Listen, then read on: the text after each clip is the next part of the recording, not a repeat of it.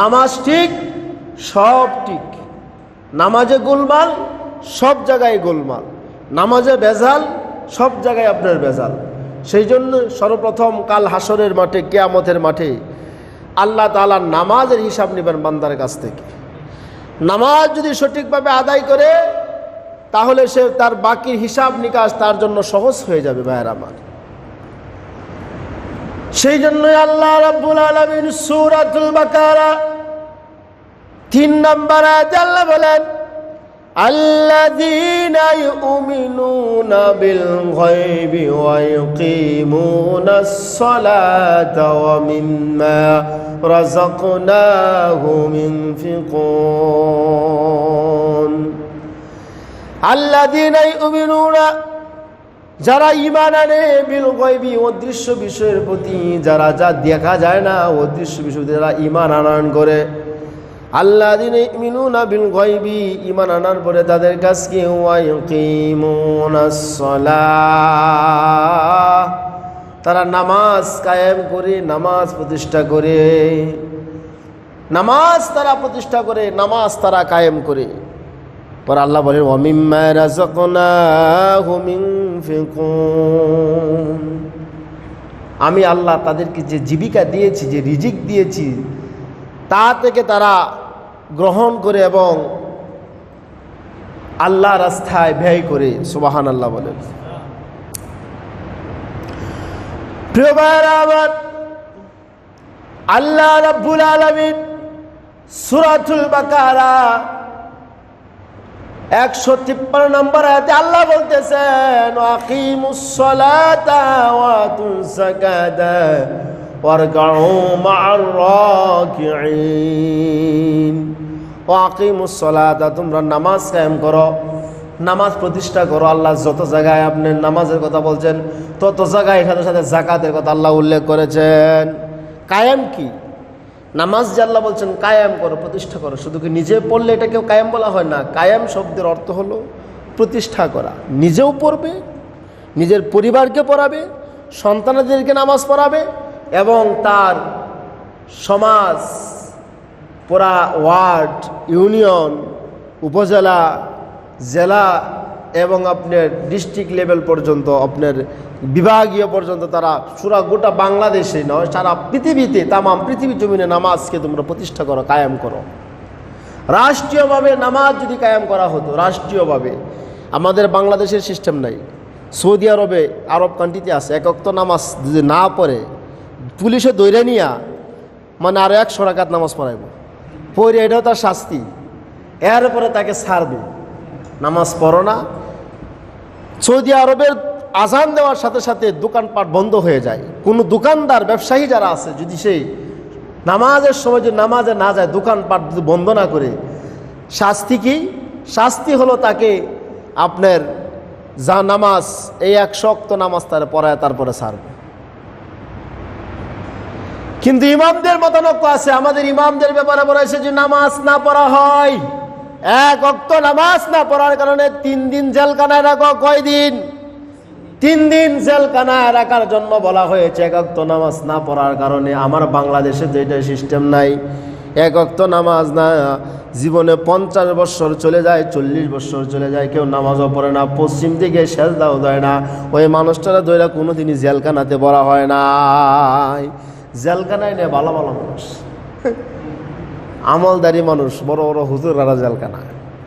জেলখানা তো তাদের জন্য না, জেলখানা হলো কাদের জন্য? জেলখানা হলো আপনার সুর, ডাকাত, ছিনতাইকারী, যারা আপনার রাহাজানি করে, মারামারি করে, এদের জন্য জেলখানা। ভালো মানুষের জন্য কি জেলখানা নেই? উল্টা, দেশ উল্টা। তো ভাইরা আমার, বাংলাদেশে যদি রাষ্ট্রীয়ভাবে নামাজ কায়েম করা হইতো তাহলে আপনার কোনো মানুষ বেনামাজি থাকতো না। ওই প্রত্যেকটা সেক্টরে যখন নামাজ পড়া হইতো ওই জায়গায় দুর্নীতি হইতো না। যদি আপনার প্রত্যেকটা অফিস আদালতে নামাজের সময় হয়ে যেত, নামাজটা যদি পড়া হইতো, ওই অফিসের মধ্যে যারা কর্মকর্তা, ঊর্ধ্বতন কর্মকর্তা, কখনো সুদ ঘুষ খাইতো না। সব সেক্টরে বলেন, অফিস আদালতে যতগুলো সেক্টর আছে, যদি আপনার এখানে বড় বড় দুর্নীতি ধরা হয়, আপনি দেখা যায় যদি নামাজটা রাষ্ট্রীয়ভাবে কায়েম করে যাইতো, যদি পড়া হইতো, তাহলে ওই নামাজ তাকে আপনার পাহেশা কাজ থেকে এবং অপকর্ম থেকে তাকে হেফাজত করত। নামাজের সময় হয়ে যাবে, আজান দেওয়ার পরে তোমরা জামাতে তাসে আমার নামাজ পড়ো, আল্লাহর হুকুম পালন করো। আল্লাহর হুকুমের চাইতে বড় হুকুম আর কারো নাই। আগে আল্লাহর হুকুম বাস্তবায়ন করা, এরপর হলো মানুষের হুকুম বাস্তবায়ন করা। আল্লাহর হুকুমকে প্রাধান্য না দিয়া যদি মানুষের হুকুমকে প্রাধান্য দেওয়া হয়, তাহলে ওই মানুষ আর মুসলমান তো থাকে না। তার প্রিয় ভাইরা আমার, সেই জন্য নামাজের এত গুরুত্ব। আল্লাহ তাআলা 82 জায়গায় নামাজের কথা বলেছেন, আকিমুস সালাহ, নামাজ কায়েম করো। আল্লাহ রাব্বুল আলামিন বলতেছেন, আকিমুস সালাতা ওয়া আতুজ যাকাতা, তোমরা নামাজ প্রতিষ্ঠা করো, কায়েম করো, যাকাত প্রদান করো। ওয়ারকাউ মা'আর রাকিন,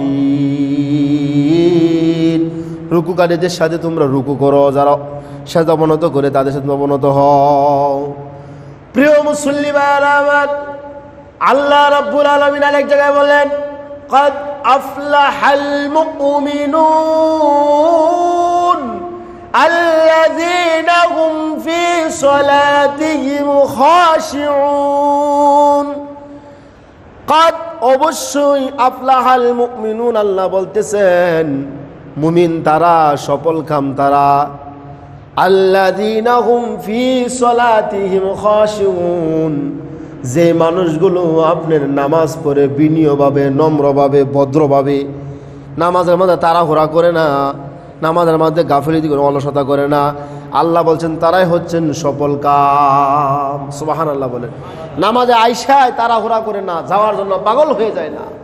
রমজান মাসে আমরা মসজিদ মোটামুটি ভালো অত শ্রোতা পাইছি, মুসল্লি পাইছি, দেখি রমজান মাস বাদে এখন মুসল্লি কেমন পাওয়া যায়। এটা হলো ইমানের একটা পরীক্ষা। যেই মানুষ সারা বছর কন্টিনিউ মসজিদের সাথে সম্পৃক্ত থাকবে, আল্লাহর মসজিদ তাকে জান্নাতে না নিয়া কখনো আপনার কাঁদতে হবে না। সুবহানাল্লাহ বলে। প্রিয় ভাইরা আমার, আল্লাহ রাব্বুল আলামিন আরেক জায়গায় বলছেন, ইয়া আইয়ুহাল্লাযীনা আমানুস্তাঈনু বিস-সাবরি ওয়াস-সালাহ। আল্লাহ বলেন, হে ঈমানদার বান্দারা, তোমরা ধৈর্য ধারণ করো নামাজের মাধ্যমে। নামাজের মাধ্যমে তোমরা ধৈর্য ধারণ করো, নামাজের মাধ্যমে ধৈর্য ধারণ করো। ইন্নাল্লাহা মা'আস-সাবিরিন, নিশ্চয় আল্লাহ রাব্বুল আলামিন ধৈর্যশীলদের সাথে আছেন। জোরে জোরে কন্যা সুবহানাল্লাহ। আল্লাহ রাব্বুল আলামিন কুরআন কারীমে বলেন, ইন্নামা ইয়া'মুরু মাসাজিদাল্লাহি মান আমানা বিল্লাহি ওয়াল ইয়াউমিল আখির। আল্লাহর মসজিদ আবাদ করবে তারা যারা আখিরাতের প্রতি বিশ্বাস স্থাপন করে, ওয়াইকিমুনাস সালাহ, এবং নামাজ তারা কায়েম করবে। আল্লাহ ছাড়া অন্য কাউরে তারা ভয় করে না। তারাই আল্লাহর মসজিদগুলোকে আবাদ করবে। দুনিয়াতে আল্লাহর মসজিদ আবাদ করবে তারাই, তারা পরকালের প্রতি বিশ্বাস স্থাপন করে, পরকালকে যারা ভয় করে, তারাই মসজিদের আবাদ করবে। সুবহানাল্লাহ বলেন। প্রিয় ভাইরা আমার, আল্লাহ তাআলা আরেক জায়গায় বলেন, আল্লাযীনা ইম্মাক্কান্নাহুম ফিল আরদি আকামুস সালাতা ওয়া আতুজ যাকাতা ওয়া আমরু বিল মারুফ ওয়া নাহাউ আনিল মুনকার। আল্লাহ বলতেছেন, আমি যাদেরকে জমিনে দায়িত্ব দিয়েছি, আল্লাযীনা ইম্মাক্কান্নাহুম ফিল আরদ, আল্লাহ বলেন যে মানুষদেরকে আমি জমিনে দায়িত্ব দিয়েছি তাদের কাজ কি, আকামুস সালাত, তারা নামাজ কায়েম করবে, যাকাত প্রদান করবে, ও আমরু বিল মারুফ, মানুষদেরকে সৎ কাজে আদেশ দান করবে, ও নাহাউ আনিল মুনকার, মানুষদেরকে অসৎ কাজ থেকে তাদেরকে নিষেধ করবে, বারণ করবে। সুবহানাল্লাহ বলেন। এখন আসেন, যেই সেক্টরে আছেন সেই তার দায়িত্ব। আপনি মনে করেন আপনার পরিবারে আপনি একজন কর্তা, আপনার পরিবারে আপনি একজন শাসক, প্রেসিডেন্ট। আপনার দায়িত্ব হলো আপনার অধীনস্থ যারা আছে আপনার পরিবারের, আপনার বিবি, আপনার স্ত্রী, আপনার সন্তান আদি যারা আছে তাদেরকে নামাজ পড়ার জন্য আপনি তাদের তাগিদ দেওয়া। বলতে হবে আমি আমার পরিবারে আমি প্রেসিডেন্ট, ঠিক তেমনিভাবে পরিবার থেকে শুরু করে নিয়ে সমাজ পর্যন্ত আপনি যান, সমাজ থেকে নিয়ে শুরু করে ইউনিয়ন পর্যন্ত যান, এরপরে আপনার উপজেলা পর্যন্ত, এরপরে আপনার জেলা পর্যন্ত, এরপরে আপনি চলে যান আপনার বিভাগীয় পর্যন্ত, এরপরে কেন্দ্রীয়ভাবে চলে যান। আপনি প্রত্যেকের দায়িত্ব আছে। আপনি যে অফিসে চাকরি করেন ওই অফিসে আপনার বস, আপনার অধীনস্থ কর্মচারী যারা আছে তাদেরকে যদি নামাজ পড়ার জন্য আপনি সুযোগ না করে দেন, তাকিদ না দেন, কাল কিয়ামতের মাঠে আল্লাহর কাছে আপনার জবাব দিতে হবে। তাদেরকে যদি আপনি নামাজের সুযোগ না করে দেন তাহলে আপনার জবাব দিতে হবে হাসরের মাঠে। নামাজ সুযোগ করে দেওয়া হয় নাই। এই জন্য এলাকার মেম্বার যারা আছে তারাও আপনার কাজ হবে তার অধীনস্থ যারা লোকজন তাদেরকে নামাজের তাকিদ দেওয়া। তারা তো দূরের কথা, হ্যাঁ নিজেরাই পড়ে না, সমস্যা হয় না। চেয়ারম্যান তাদেরও কাজ হলো এলাকার ইউনিয়ন যারা প্রতিনিধি আছে তাদেরকে বলে নামাজের প্রতি অভ্যস্ত করা, তাহলে সব ঠিক হয়ে যাবে। নামাজে ভেজাল, সব জায়গায় ভেজাল। প্রিয় ভাইরা আমার, এই জন্য আল্লাহ বলেন যাদেরকে আমি জমিনে দায়িত্ব দিয়েছি তাদের কাজ হলো নামাজ প্রতিষ্ঠা করা, এবং তারা সৎ কাজে মানুষদেরকে আদেশ করবে, অসৎ কাজ থেকে মানুষদেরকে বারণ করবে, নিষেধ করবে। এটা আল্লাহ তাআলার নির্দেশ। কার নির্দেশ ভাইরা আমার? আল্লাহর নির্দেশ। সুবহানাল্লাহ বলেন। আল্লাহর এক জায়গায় বলেন ওয়ামা উমিরু ইল্লা লিয়াবুদুল্লাহ মুখলিসিনা লাহুদ্দিন হুনাফা ওয়া ইকিমুস সালাতা ওয়া ইউতুজ যাকাতা ওয়া যালিকা দীনুল কাইয়্যিমা। আল্লাহ বলেন ওয়ামা উমিরু ইল্লা লিয়াবুদুল্লাহ, আমি মানুষদেরকে নির্দেশ দিয়েছি তারা কি করবে? আমার ইবাদত করবে। ওমা উমিরু ইল্লা লিয়াবুদুল্লাহ মুখলিসিনা লাহুদ্দিন, আমার ইবাদত ছাড়া, মুখলিস ছাড়া অন্য কারো ইবাদত করবে না। হুনাফা ওয়া কিমুস নামাজ কায়েম করবে, এবং তারা কি করবে? আল্লাহ বলতেছেন ওয়া যালিকা দীনুল কাইয়্যিমা, এটা তাদের জন্য সঠিক দিন, সঠিক রাস্তা। সুবহানাল্লাহ বলেন। ও আমার মুসল্লি ভাইরা, কোরআন অসংখ্য জায়গায় আল্লাহ যে নামাজের কথা বলে দিয়েছেন, অসংখ্য জায়গায়। এতক্ষণ যে আলোচনা হলো কোরআনের কথা বললাম, এখন আছেন হাদিসে আল্লাহ নবী কি বললেন। আরো অসংখ্য জায়গায় আল্লাহ বলছেন কুল ইন্নাস সলাতি ওয়া নুসুকি ওয়া মাহইয়ায়া ওয়া মামাতি লিল্লাহি রাব্বিল আলামিন। রাসূল আপনি বলেন আমার নামাজ, আমার হায়াত, আমার মত, আমার যা কিছু আছে একমাত্র আল্লাহ রাব্বুল আলামিনের জন্য। সমস্ত কিছু আমি আল্লাহর জন্য উৎসর্গ করে দিলাম। এবার দয়াল নবীজির হাদিসে কি আসছে? আন আবি হুরায়রা রাদিয়াল্লাহু তাআলা আনহু قال قال رسول الله صلى الله عليه وسلم الصلاة الخمس والجمعة إلى الجمعة رمضان إلى رمضان مكفرة لما بينهن جتنبت الكبائر। দয়াল নবীজির হাদিসে আসছে, আবু হুরায়রা থেকে বর্ণনা, রাসূল আরবি সাল্লাল্লাহু আলাইহি ওয়াসাল্লাম বললেন 5 ওয়াক্ত নামাজ হলো এক জুমা থেকে নিয়ে আরেক জুমা পর্যন্ত, এক জুমা থেকে নিয়ে আরেক জুমা পর্যন্ত 5 ওয়াক্ত নামাজ। এর ভিতরে যদি বান্দা গুনাহ করে আল্লাহ তাআলা তার মাঝখানে নামাজের মাধ্যমে গুনাহ খাতা ক্ষমা করে দেন। বান্দা যদি ফজরের নামাজ আদায় করার পরে জোহরের মাঝখানে যদি কোনো বান্দা গুনাহ করে, জোহরের নামাজ আদায় করার সাথে আল্লাহ তাআলা তার গুনাহ মাফ করে দেন। ঠিক জোহর থেকে আসর পর্যন্ত কোনো বান্দা কোনো অপরাধ করলে আল্লাহ তাআলা তার গুনাহ ক্ষমা করে দেন। জোহর আসর থেকে মাগরিব পর্যন্ত, মাগরিব থেকে আসা পর্যন্ত, আসা থেকে এভাবে ফজর পর্যন্ত। ভাইরা আমার, এখন এখানে আসছে শর্ত হলো কবিরা গুনাহ থেকে আপনার বেঁচে থাকতে হবে। আবার উলামায়ে কেরাম এই হাদিসের ব্যাখ্যা বলছেন যে নামাজের মাঝে ইস্তেগফার যেহেতু আছে সেজন্য এটাকে ক্ষমা করে দেওয়া হয়।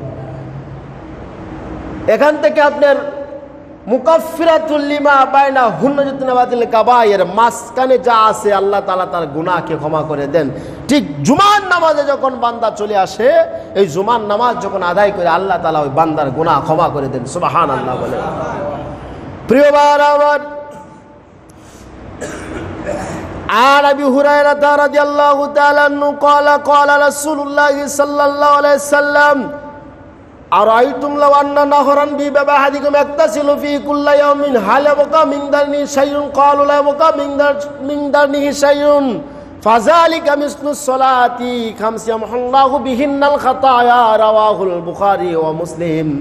আবু হুরায়রা থেকে বর্ণনা, দয়াল নবীজি বললেন, যদি তোমাদের ঘরের সামনে একটা নদী যায়, তোমাদের বাড়ির সামনে দিয়ে অথবা ঘরের সামনে যদি একটা নদী যায়, একটা নহর যায়, যদি কোনো মানুষ দৈনিক 5 বার গোসল করে, কতবার? 5 বার গোসল করে, হালে বোকা দারনিহি মিন শাইইন, তার শরীরে কোনো ময়লা থাকতে পারে? সাহাবাই কেরাম বললেন, লা ইয়াবকা মিন দারনিহি শাইউন, ইয়া রাসূলুল্লাহ, তার শরীরে কোনো ময়লা থাকতে পারে না। রাসূলুল্লাহ বলছেন, আসসালাতু মিসলু, 5 ওয়াক্ত নামাজটা হলো তিক্ত দুরূপ। যে ব্যক্তি 5 ওয়াক্ত নামাজ সঠিকভাবে আদায় করবে, তার শরীরে কোনো গুনাহ থাকতে পারে না।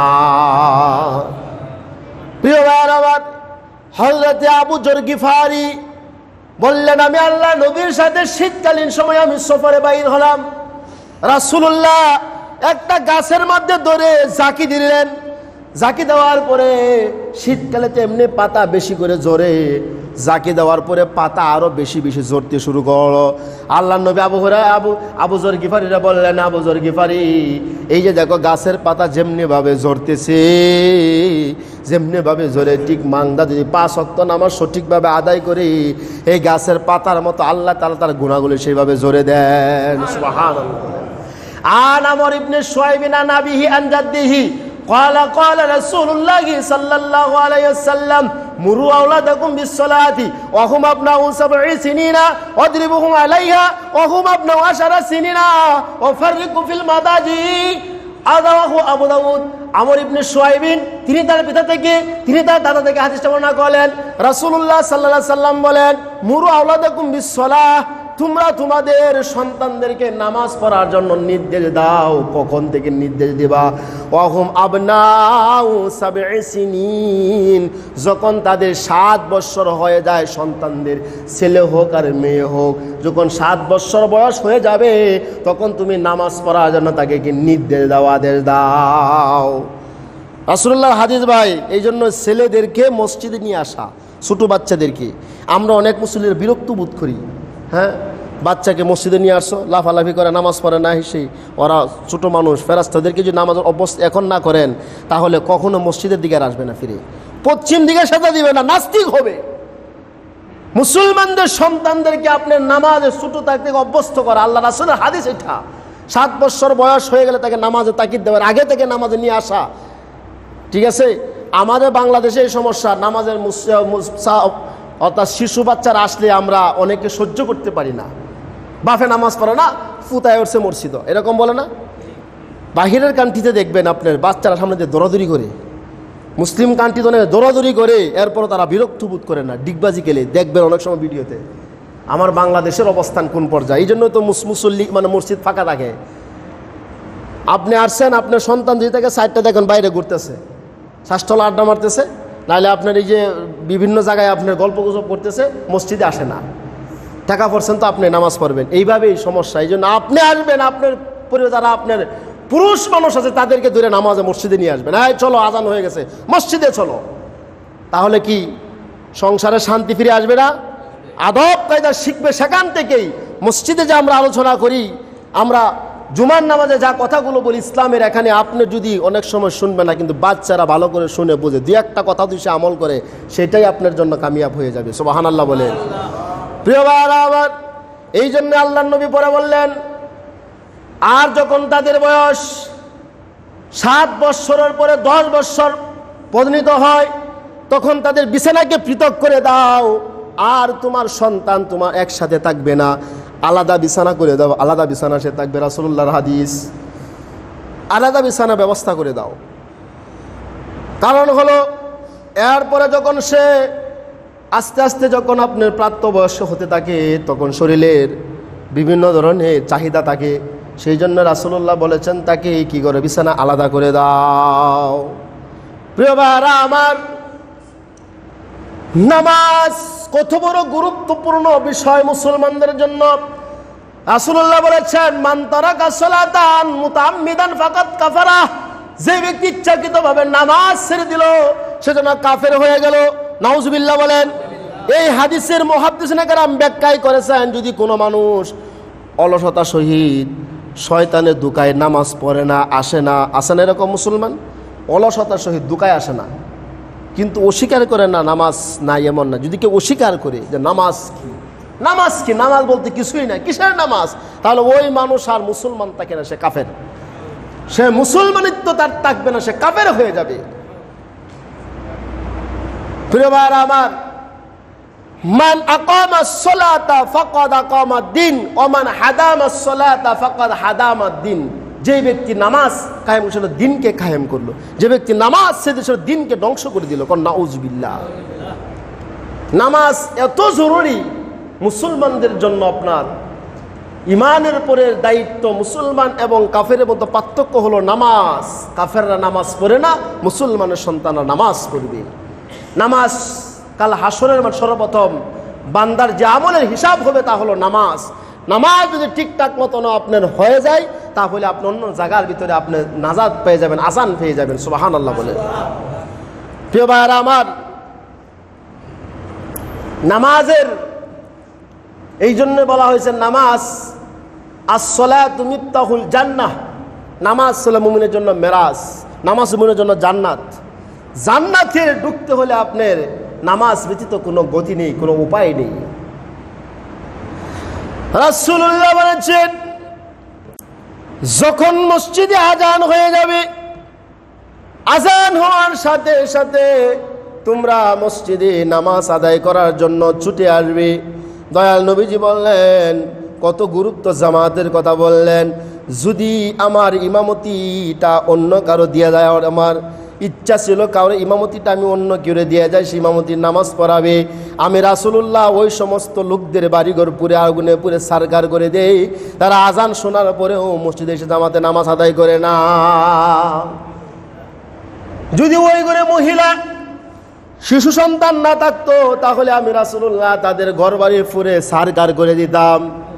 মহিলাদের উপর মসজিদ আওয়া এখতিয়ার না, শিশুদের উপরও না, কিন্তু যারা প্রাপ্তবয়স্ক, যারা আপনার নামাজ তাদের উপর ফরজ, যারা নামাজ আসে না, তাদেরকে আমি আগুন বাড়িঘর পুরে যেন সারকার করে দেয়। ভাইয়ার আমার, এই জন্যই আল্লাহ নবী বললেন, যেই ব্যক্তি নাকি আশার নামাজ জামাতে এসে মসজিদে আদায় করলো, সে যেন অর্ধরাত্রিতে অর্ধেক রাত্র দাঁড়ায় ইবাদত করলে যে সব হবে, আল্লাহ তাআলা তার আমল নামায় সেই সব লিখে দিবেন।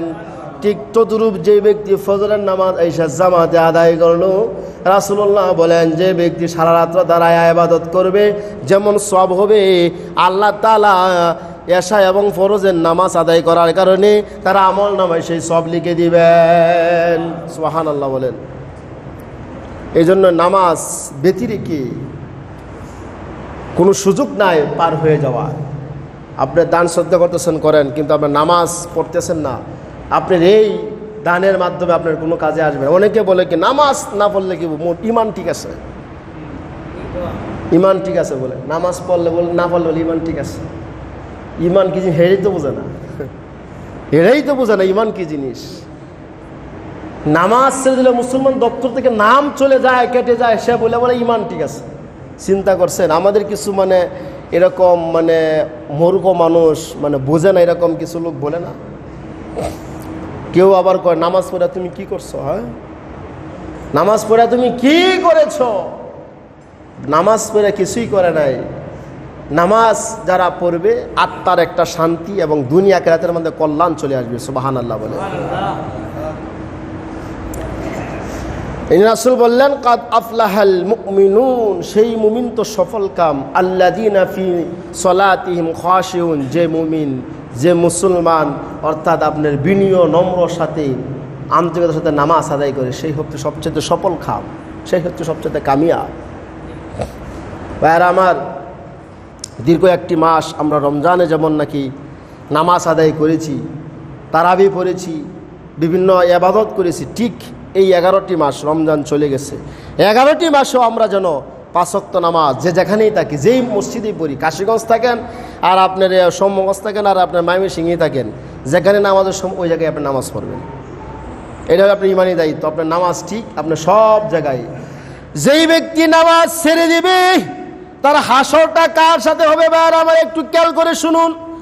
দয়াল নবীজি বললেন যে ব্যক্তি নামাজ ছেড়ে দিল, 4 জন ব্যক্তির সাথে তার হাসর হবে। কয়জন ব্যক্তির সাথে? 4 জন বিশিষ্ট 4 জন ব্যক্তির নাম শোনেন। উবাই ইবনে খালদ, হামান, ফেরাউন, কারুন। তারা খুব ভালো মানুষ। কি ভালো মানুষ? তারা চিনেননি? উবাই ইবনে খালদ প্রখ্যাত কাফের এগুলা। হামান এরাও কাফের। ফেরাউন তো মোটামুটি ভালো করে চিনেন। কারুন সেও আপনার কাফের। এই 4 জন ব্যক্তির সাথে হাসর হবে। নাউজুবিল্লাহ বলেন। তারা নামাজ পড়বে না, 4 জন ব্যক্তির সাথে হাসর হবে। তারা যাবে জাহান্নামে, সেও যাবে জাহান্নামে। কোন নাউজুবিল্লাহ। আর নামাজ যে সঠিকভাবে আদায় করবে, হাসরের মাঠে তার জন্য নূর হবে, আলো হবে। অন্ধকার অমাবস্যা ছাদের মধ্যে যেখানে আপনার কোনো অমাবস্যা থাকবে, অন্ধকার থাকবে, রাস্তা দেখা যাবে না, নামাজ পড়ার কারণে ওই মানুষটা সেখানে নূর আলো হয়ে যাবে, তার রাস্তা প্রশস্ত হয়ে যাবে। সুবহানাল্লাহ বলেন। তা বেঁচে থাকার জন্য দলিল হয়ে যাবে। আপনি নামাজ সঠিকভাবে আদায় করুন, আপনার অভাব দূর করে দিবে আল্লাহ তাআলা। আপনার মধ্যে রিজিকের মধ্যে বরকত দিবেন। যে ব্যক্তি কন্টিনিউ সঠিকভাবে নামাজ আদায় করে, তার রিজিকের কোনো টেনশন করতে হয় না। আল্লাহ তাআলা রিজিকের অভাব মানে কি দিবেন, রিজিকের জন্য ব্যবস্থা করে দেবেন। রিজিক কোথায় থেকে আসবে আপনি নিজেও কল্পনা করতে পারবেন না। মানে আপনি কইতে পারেন হুজুর, দেখা গেছে অনেক মানুষ নামাজ পড়ে না কিন্তু কোটি কোটি টাকার মালিক, হেয়ারে রিজিক কেমনে দেয়? কিন্তু হ্যাঁ, কোটি কোটি টাকার মালিক থাকতে পারে কিন্তু তার শান্তি নাই। অন্তরে যে একটা শান্তি, এটা তার না, তার পেরেশানি বেশি। দেখেন, জিজ্ঞেস করে দেখবেন যে যত টাকার মালিক তার পেরেশানি বেশি। আপনি নামাজ সঠিকভাবে পড়বেন, আপনি সব ঠিক রাখবেন, আপনার শান্তি, আপনি আরাম আয়েসে ঘুমাইতে পারবেন। আপনার এইটা হলো সবচেয়ে বড় বিষয়। আপনার সামনে সমস্ত কিছু আপনি আবাদত স্বস্তি বোধ করবেন, আবাদতের মধ্যে মজা পাইবেন। নামাজ পড়বেন না, আপনি যত ইনকাম করেন আর যত কিছু করেন, আপনার একটি শান্তি পাবেন, বরকত পাবেন না। হালাল জিনিসের মধ্যে বরকত বেশি, হারামের মধ্যে আপনার কোনো বরকত নাই। 5 ওয়াক্ত নামাজ সঠিকভাবে আদায় করলে আল্লাহ তাআলা ওই বান্দার রিজিকের অভাব তো দূর করেই দিবেন এবং চেহারাটা নূরান্বিত হয়ে যাবে। 5 বার যে উজু করি আমরা, 5 বার উজু করার কারণে তার চেহারাটা নূরান্বিত হয়ে যায়।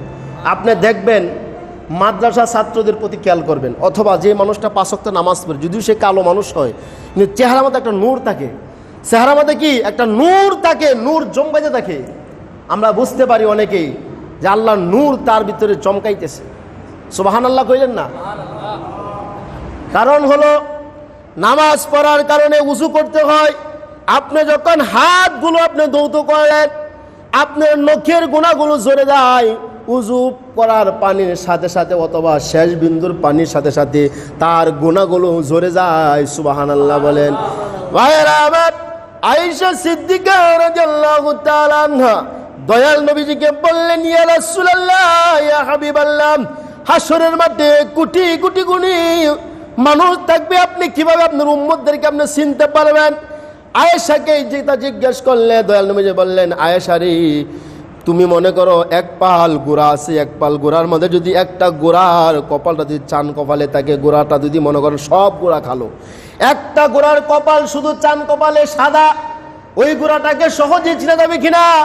আয়েশা বললেন, ইয়া রাসূলুল্লাহ, হ্যাঁ, ওই গোড়াটা সহজে চিনা যাবে। রাসূল বললেন, আমার উম্মতেরাও দুনিয়াতে নামাজ পড়ার কারণে, উযু করার কারণে কাল হাসরের মাঠে তাদের অঙ্গ প্রত্যঙ্গগুলো নূরে ঝলমল করবে।